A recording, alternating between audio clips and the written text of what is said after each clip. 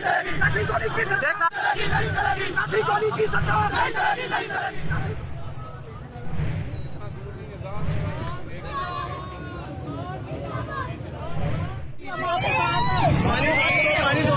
कुछ नहीं होता।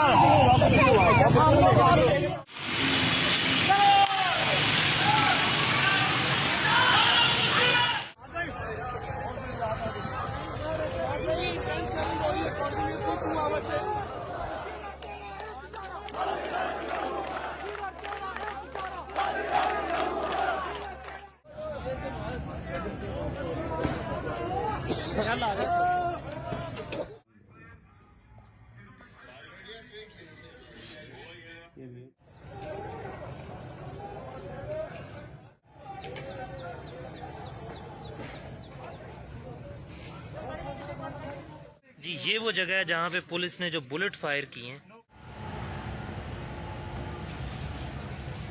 वो पानी फेंक रहे हैं। पुलिस इस टाइम फायरिंग कर रही है, शेलिंग नहीं कर रही, फायरिंग कर रही है।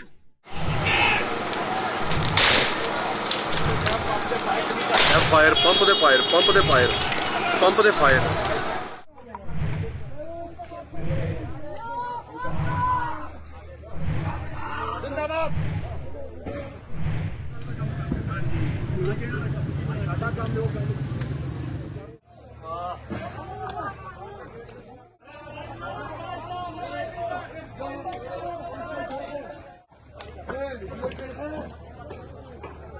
हुक्मनामा है, लंदन प्लान पे अमल दरामद करवाना है, इमरान खान को रास्ते से हटाना है।